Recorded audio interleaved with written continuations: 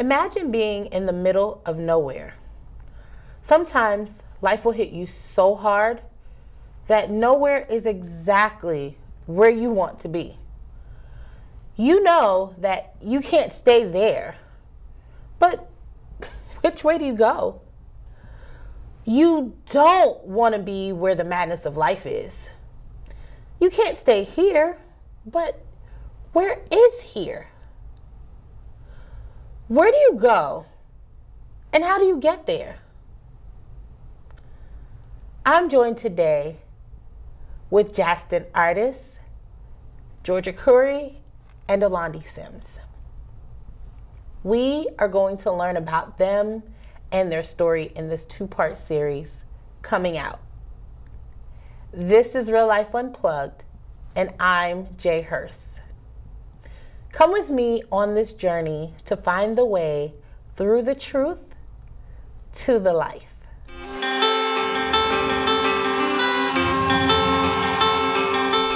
This is Real Life UnPlugged, and I'm Jae Hers. Come with me on this journey to find the way through the truth to the life.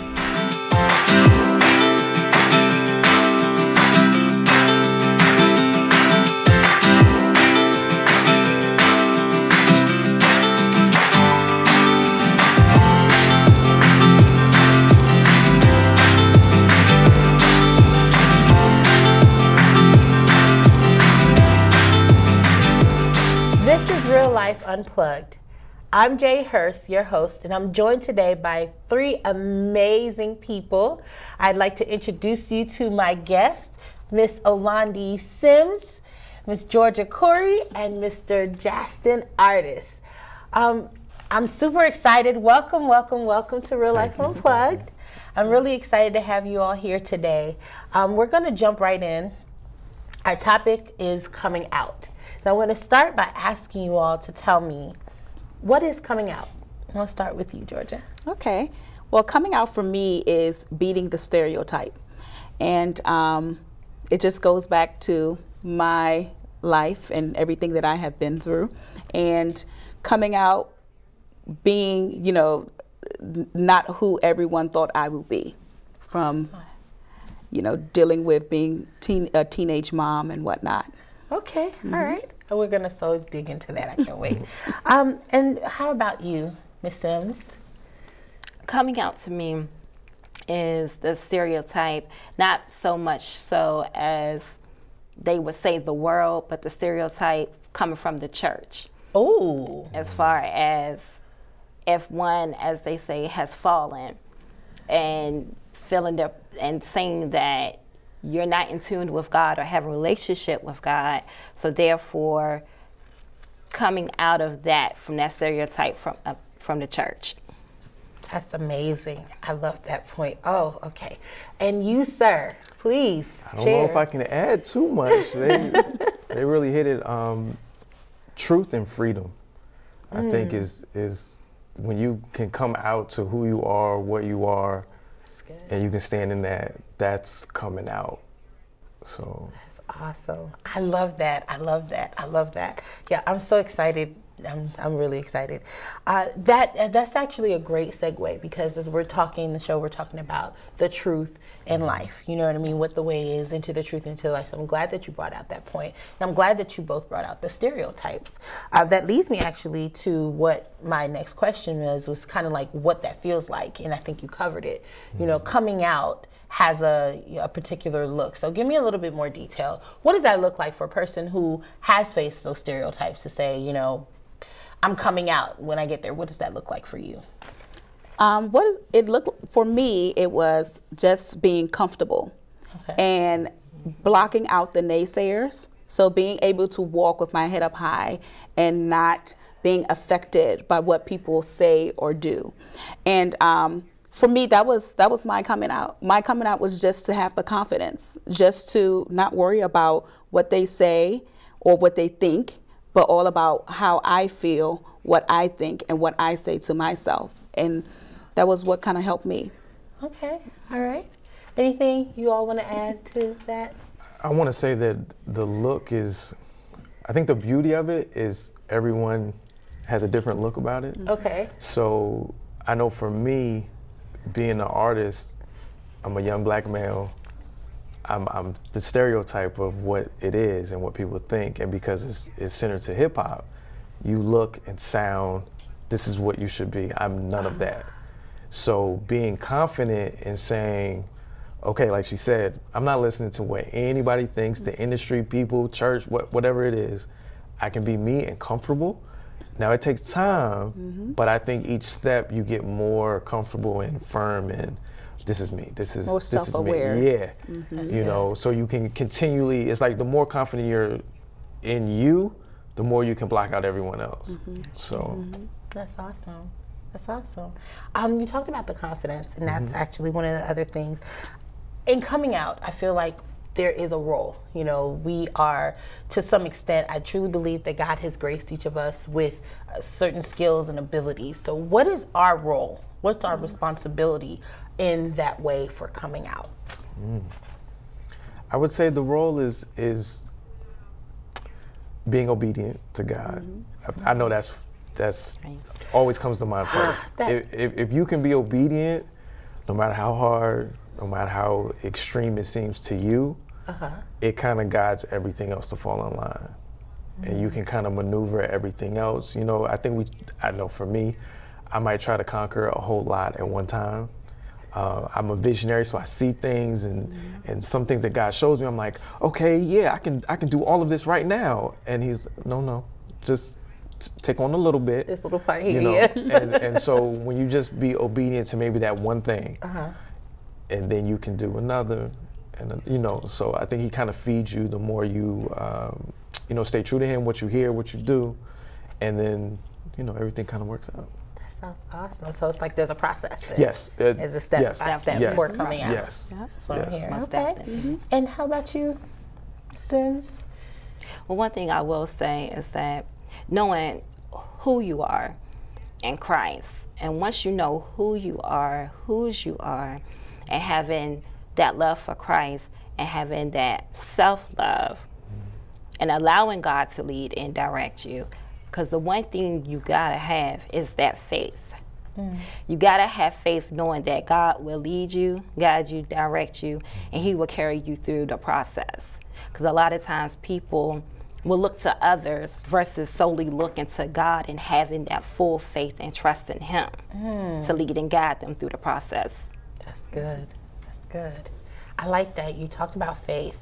And I actually want to hear what you have to say to that, what you have to add to that as well. Yeah, of course, faith is always the number one thing. That's what we use to guide us. However, it goes to say that faith without works is dead. So a lot of people, they have faith, but then don't put in the work. So you can sit down, you can go to church, you can hear the pastor, you can take in what God, you know, is placing in you, but you have a lot of folks that sit on it. They don't. They do what? They sit on it. They do who? Okay. They sit on it and they don't allow to bring it out. Like they hear him talking to them, but then they're so afraid. Even though they have faith, they're so afraid they still sit back and like, okay, I hear him. Yeah, he wants me to do this, but when are you going to act on it? And I think that's where a lot of us tend to, you know, we have these talents. We have things to say, we have things to do, we have a difference to make. However, we sit on it and then we don't allow other people to receive it. Wow. And so I think faith, and you have to put in the work. You know, when you receive it, put it out there. That's excellent. Help people, you know. And so, yeah. That's awesome. I love that. I'm really trying to stay calm because you're, you know, we're having this conversation, but it's kind of like you're feeding me because that's really true. We talked about in previous things. We talked about, you know, that process and what the process looks like. We talked about how healing is a part of coming out. But I love the point. I'm kind of hearing what it culminates to is there is that responsibility we have. Yes. You know, we have to, you know, take those things in stride as God gives it to us. We have to apply faith and we have to do the works because that is the scripture. Faith without works is truly dead. So I'm really, really loving that. And since you brought that out, I would love for you to share with us some of your story, whatever you feel comfortable to admonish the people on today. Sure. I mean, my story goes back to the I would say the age of 11, being a young girl who came from a single family home, a single mother. She came from West Africa, Liberia, during the war, and she came into this country here doing the best that she can to support her 3 girls. Unfortunately, because she had to do that, it left, you know, me home to raise myself. So coming home from school, it was me. You know, at nighttime to sleep, it's me. You know, she had to work and do what she had to do. So at that time, trying to find love in places that, all the wrong places, basically, because I didn't have that parent, that motherly figure there to give it to me. So I started to reach out in different areas. So I would say at the age of 13, I found myself pregnant. Wow. I was pregnant and didn't know and didn't tell anyone until I was about 8 months. And that's when my mother found out that, you know, I was due any day. And I ended up having my child, I would say 2 weeks after my 14th birthday. So I turned 14 on the 16th, and I had her on the 28th of February. Wow. So from since then, it has always been where people were in my ear saying, you know, oh, this is it for you. You have to, you know, now you have to be a mother. You're not going to amount to anything. You know, they used to hide me because they didn't want the community to know that, oh, this young child had a baby. So I dealt with a lot of that. And I made a lot of mistakes because I listened to what a lot of people were saying. You know, you're not going to amount to anything. And people don't realize that when you continue to tell a child that, or anyone, that you're not going to be anything, you know, you're not going to succeed, you're just going to be like everyone else, people tend to take that and take it as their truth. And then they react on it. And so for the longest time, me hearing that, I just reacted on it. Okay, well, they didn't expect me to be anything anyway, so I'm going to drop out of school in the 9th grade. And that's what I ended up doing. Well, what do you do now? What do I do now? Yes. I am the owner of a institution called Khoury Administrative Learning Institute, where I teach administrative professionals and those who want to join the administrative field how to get their foot in the door and how to be the administrative guru. So I beat the stereotype. Absolutely. You know, I took the faith and I put in the work, and it manifested into something great. Wonderful. Yeah. I'm going to just applaud that. I think that's awesome. Talking about coming out. Yeah. You know, that is key and it's integral, because I feel like sometimes when people are in situations, it seems to feel hopeless and it seems to feel helpless. I love how what you shared, because sometimes, you know, one of the things with me is I had to get to a place of owning, you know, like I have to own this. This is where I am. And it leads me to my next question for you all about our destiny. How is destiny tied into the place or the situation from which we have to come out? That is a good question. That is a good question. You want to go ahead and go start first? Go ahead, Minister Simms. Bless the people today. It plays a role. What you have gone through and what you have experienced, once you have gotten through that storm, it builds you. It builds your character. It builds your faith. It builds who you are as a person. Because once you come out of that and God places you where he wants you to be, and then you, in return, say, okay, I've gone through this, like you said before, stepping out and doing the works, then you also can reach back to someone and reach over to someone and say, if I did it, then you can do it. So it's basically like steps, like a ladder going up. So as I'm going up, you're going up with me. Take me out. So that's your destiny. Yeah. And then it just trickles down. We're coming up together. That's good. That's good. Anything else you want to add? For me, hearing that question, I think of 2 songs. You know, everything is music. I'm an artist, so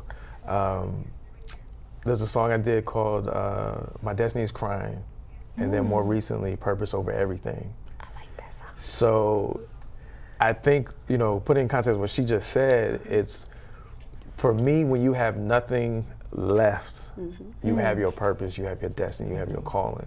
Now, granted, we know people run. They hear, like she said, you sitting in church, you hear God, but you're not moving, you're not. And so I think once you do take ownership, responsibility, and acknowledgement, then you can just follow that, like she said, in the process and the steps. And you see it just go from way back when you started to where you know. And I think that's the beauty of coming out, is that it's not final. Like, No, it's not. you know? That's awesome. It's always continuing. Yeah. It's Yeah. always That's continuing. awesome. I love that you brought that point up. I want to say something, but I want to hear your thoughts. I know. I'm sitting here like taking notes. I wish I had a pen. Well, destiny, I believe, is something that when you're dealing with your own issue, you can't see the destiny, right? It's like it's far. You don't even pay attention to a destiny, only because you're at a point where in your life where you're just trying to manage the now. So you don't think about the future. It's not until, you end up finding healing that you then sit back and sit still and say, this is why this had to happen in order for me to be where I am. And then that's when you realize your destiny. For me, I would say I realized my destiny about a good 2 years ago. Wow. It took that long for me to realize like this is your destiny. And my destiny was empowerment. You are put on this earth. The reason why you had to go through what you went through as a young girl is because there are other young girls out here who needs you. Who needs you to tell them that they're beautiful, that it's not too late, that it's time for them to step out of that box and be great. I hear You know, preacher. so destiny for me is like, I didn't see it. It takes time. But now, you know, once you have sat down and you understand why you had to go through your truth and realize and accept it, that's when you know that this is my destiny. That's fantastic. I love that. This is beautiful because I hear that, and I heard you say something, both mention something in regards to time. And that's kind of something that you said, you know, coming out is continuous. This started with you talking about Princess Tamar, you know, we kind of gave a little background, and I just couldn't get out of coming out. And I'm like, why can't I get out of coming out? You know, it was like, why can't we get from this time? And you're like, I don't know. But I think that's great. That was actually going to be one of my questions is there a time frame? You know, because it feels like, okay, I just got through going through this particular situation, and just as soon as I feel like I'm about to take a breath of fresh air, there's something else, which is why I asked how destiny ties in. But even more so, what is that timeline for coming out? You know, am I gonna ever be free? Am I ever gonna just really truly be able to move forth? You asking the right questions. Help me out. Because I'm asking it too, okay? Like, I need to know. But there is no time. I think it's funny, as you're saying that, my mind, I'm like, the time is now, but there's no time. If that makes any sense. So it's like once you Break that know. down a little bit. If now walk with me here. It's coming down. It's coming down. Let's take the journey. Okay, so the time is now is more of when you hear what God has said to you, act on it. Like she said, you hear it. Everybody, we've all been there. I don't care if it's. I think the greatest example for me is when you're in church, and the spirit is high. Everybody's doing what they're doing, and you just sitting there trying to contain yourself. But you hear and feel things moving and turning, and God wants you to speak. And nah, I'm not gonna say that. I'm not. You have to act on that. Yes, you have to act on that. And then once you act on it, there is no time limit. Again, there's levels, there's a process. It's never final. So you have to continue to stay focused and move. Just move. Yeah. You know, just keep moving, keep listening, and then, you know, he'll do the rest of it. Okay. And there's no time on it because we're always learning. Exactly. You know, life is just a learning process. We are on this earth for how many years? Whatever years that God granted us. We are always learning. Every day is a new day. Every day is a new lesson that needs to be learned. And every day, that lesson that we learn, we need to apply it in a way where we can teach someone else in a way so they can learn from it. So if we don't go through our trials and tribulations, how can we help someone else? And I believe in this world, like our position is to help each other, you know?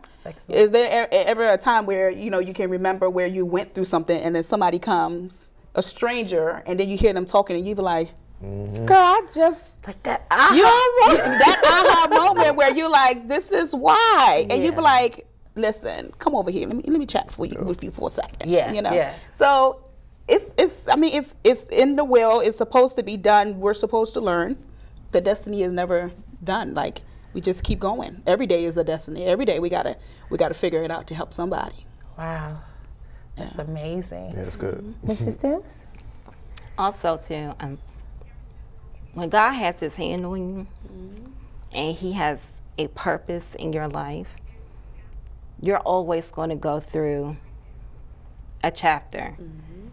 You're going to go through, because one thing he allows at certain times and certain periods of our life for Satan to say, okay, I want to test that person. I want to try that person. Just like with Job. He said, you could take away whatever. Take away his cattle, take away his land, his children, but don't touch his life. Because his Satan thing is, they're going to curse you. They're going to pull away from you.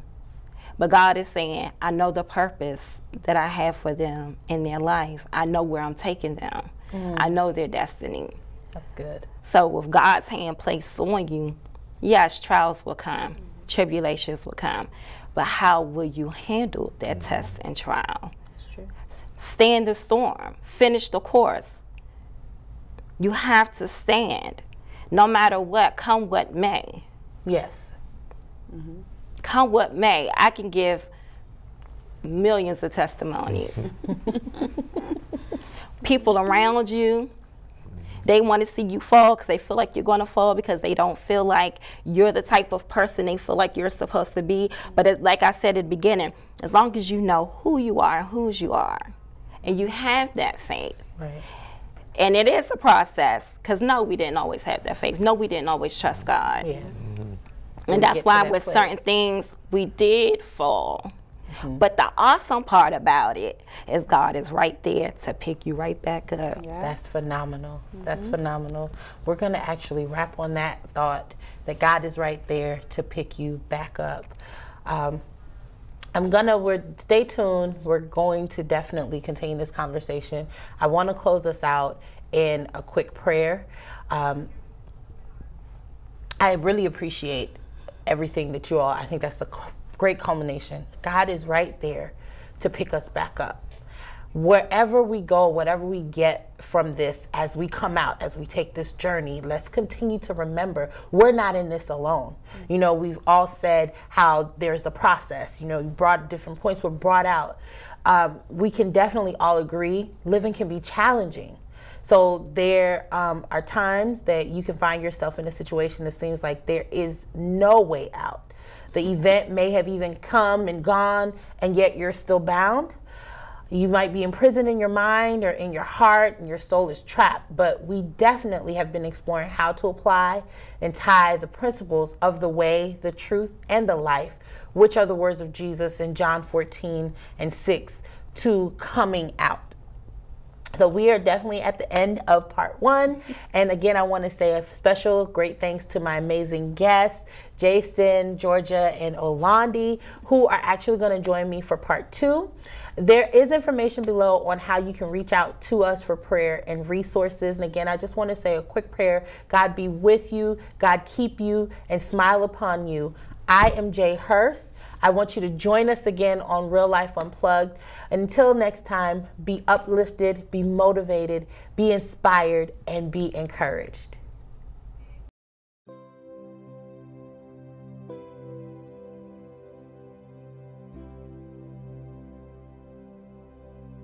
Because if in your mind you're always thinking that, oh, it's not going to work out, you know, something bad's going to happen, you know, this is not happening for me. When you continue to tell yourself that, sort of like what I said before, when people continue to tell you those negative things, it's the same thing with us. If we continue to tell ourselves that, we will stay in a situation.